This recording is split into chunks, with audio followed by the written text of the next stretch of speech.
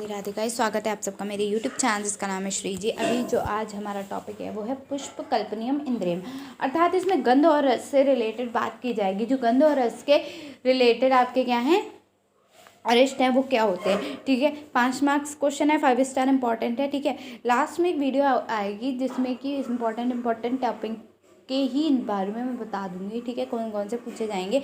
उसके बाद अब MJPRU यूनिवर्सिटी के पेपर भी आ गए हैं मेरे पास। 3rd ईयर का 23 को शायद पेपर हुआ है।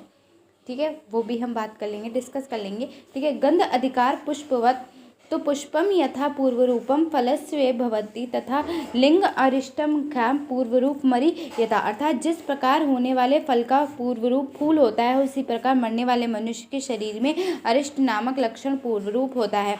फल के निश्चित आगमन की सूचना फूल से मिलती है, ठीक उसी प्रकार मृत्यु के आगमन की सूचना अरिष्ट के लक्षणों से प्राप्त होती है। किंतु ऐसा भी बहुत से फूल होते हैं जिनके बाद फल भी नहीं लगता, तथा ऐसे भी बहुत से फल होते हैं जिनके पूर्व फूल नहीं आते, पर शरीर में उत्पन्न अरिष्ट का नाश मृत्यु के बिना नहीं होता, तथा ऐसी कोई मृत्यु नहीं होती जिसे पूछे पूर्व अरिष्ट के लक्षण नहीं आते। अरिष्ट में प्रज्ञापराध का क्या मतलब होता है, जो हमारे पूर्व जन्म के किए हुए पाप होते हैं वो क्या होते हैं, प्रज्ञापराध होते हैं। अज्ञानी वैद्य जो वस्तुतः अरिष्ट नहीं है पर अरिष्ट सदृश है, उसे यदि अरिष्ट समझ लें तो उसके ज्ञान में मिथ्या समझना चाहिए। अथवा रोगी की मृत्यु हो गई है या अरिष्ट का ज्ञान वैद्य को ना हुआ है, ये दोनों प्रज्ञापराध ज्ञान है, ये समझना चाहिए। नेक्स्ट, ज्ञान संबोधन अर्थ तु लिंगम अनुरण पूर्व वजे पुष्पा अनुपदेशामो नरानाम बहुविधे वधे बहुनम पितनाम अपदेक्षमो नरानाम बहुविधम बहुन, अर्थात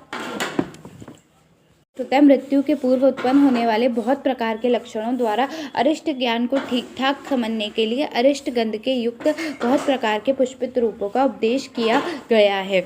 एक वर्ष में मृत्यु सूचक गंध नाना प्रकार के वृक्ष और लताओं के युक्त फूलों और जंगम की तरह जिस पुरुष के शरीर से रात दिन नाना प्रकार के पुष्पगंध समान गंध निकलती रहती है। धीर अर्थात विद्वान पुरुष तथा गंधयुक्त पुरुष को मृत्यु के लक्षणों से युक्त होने पर पुष्पित कहते हैं। यह निश्चित है कि वह मनुष्य 1 वर्ष के अंदर शरीर को छोड़ देता है, अर्थात मर जाता है। और भी इसी प्रकार जिस पुरुष के शरीर में से एक एक फूल के समान सुगंध या दुर्गंध निकलती है वह पुरुष भी पुष्पित कहा जाता है। संक्षेप में, जिस पुरुष के शरीर में मिले हुए या अलग अलग अशुभ गंध प्रतीत होती है वह पुष्पित कहे जाते हैं। पुष्प या अन्य शुभ गंध जैसे सरण मलमूत्र का गंध शरीर का अलग अलग या एक में मिले अनेक अशुभ गंधों का सम्मिश्रण प्रतीत होता है तो वह पुष्पित कहा जाता है। जिस मनुष्य के शरीर पर द्रव्यों का लेप किया जाए या ना किया जाए पर शुभ और अशुभ गंधों की प्रतीति विपरीत रूप के बिना ज्ञान कारण हो तो उसे पुष्पित कहा जाता है। जैसे चंदन, कुठुर, तगर, मधु और माला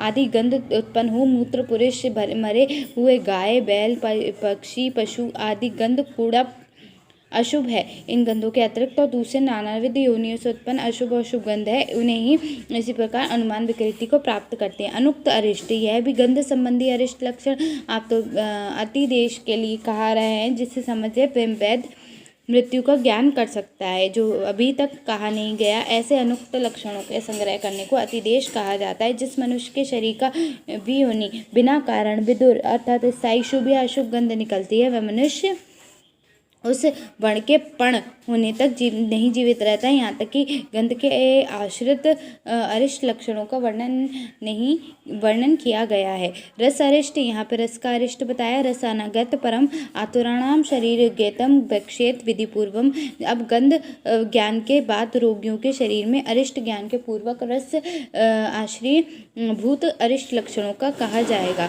रस के विकृति के 2 भेद, प्रकृत अवस्थी मनुष्य के शरीर में जो उत्पन्न होती है वही रस अनंत काल में मृत्यु के समय 2 प्रकार की विकृति को प्राप्त होता है। नेक्स्ट, इसमें और भी एक विकारी वह भी है जिससे मुमूर्ष पुरुष का रस अत्यंत विरम अर्थात अनिष्ट रस हो जाता है। और दूसरा विकार वह जिसमें वही रस किसी के शरीर में अत्यंत मधुर हो जाता है। रस अरिष्ट अनुमाग्यम, एक मनुष्य दूसरे मनुष्य को शरीरगत रस का प्रत्यक्षीकरण कैसे कर सकता है, अर्थात नहीं कर सकता, क्योंकि रस ज्ञान जिह्वा के द्वारा होता है। वैद्य शरीर को के शरीर को जिह्वा से चाट नहीं सकता था। निम्नलिखित नश्य अनुमान से विकृति प्राप्त रस का ज्ञान कर सकते हैं। विरस के उदाहरण यहाँ पे क्या होते हैं, मरणोन्मत्त मनुष्य का शरीर एक विरस हो जाता है तो उसके शरीर में मच्छरों के साथ मक्षिका, युक्का, दंश अलग अलग हो जाते हैं और उसके शरीर पर नहीं बैठते हैं। तो स्वाद ये यहाँ पे कंप्लीट हो गया।